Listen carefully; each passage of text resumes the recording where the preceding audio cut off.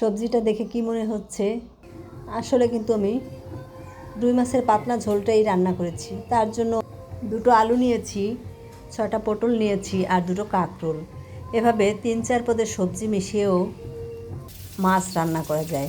দেখুন কিভাবে পাতলা করেই আমি রান্না করেছি। সামান্য মশলা নিয়েছি, আলুটা এভাবে কেটে নিয়েছি, পটলটা 4 ফালি করে কেটে নিয়েছি, কাঁকরোলটাও পাতলা পাতলা করে 4 ফালি করে কিন্তু কেটে নিলাম। এখন সমস্ত সবজিগুলোই কিন্তু আমার কোটা হয়ে গিয়েছে রান্নার জন্য প্রস্তুতি নেওয়া। সবজিটা কেটে রেখে দিয়েছি আর মাছটাতে হলুদ লবণ মেখে একদম লাল করে কিন্তু ভেজে নেব। মাছটা আমি এভাবে ভেজে নিলাম। মাছটা ভাজা হয়ে গিয়েছে।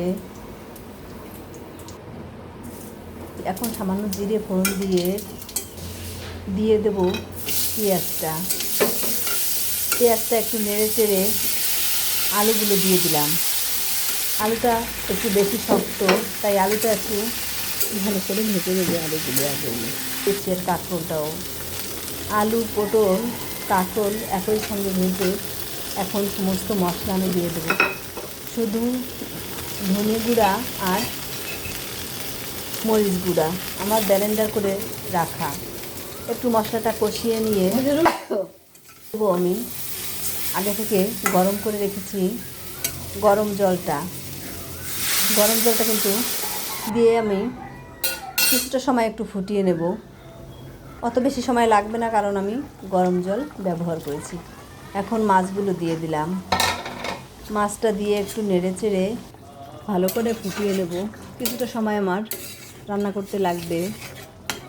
দেখুন একটু উল্টিয়ে পাল্টিয়ে দিচ্ছি আর দেখে নিচ্ছি যে আলুটা আমার নরম হয়েছে কি না। আলুটা নরম হয়ে গেলে আমি দিয়ে দেবো কিন্তু সামান্য একটু গরম মশলাটা উপর দিয়ে এভাবে ছিটিয়ে দেব। এখন তরকারিটা কিন্তু আমার হয়ে গিয়েছে, তেলটা উপরে উঠে এসেছে। কয়েকটা কাঁচা পাকা মরিচ দিয়ে নামিয়ে নেব। সত্যি কিন্তু মজার একটা খাবার। সবজি দিয়েও আপনারা খেয়ে দেখতে পারেন।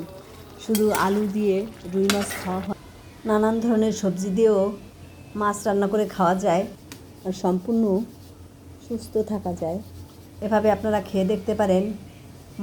একদম মশলা ছাড়াই কীভাবে সবজি ভালো লাগে, আমার রেসিপিটা দেখলে আপনারা বুঝতে পারবেন, একবার খেলেও বুঝতে পারবেন। ধন্যবাদ সকল।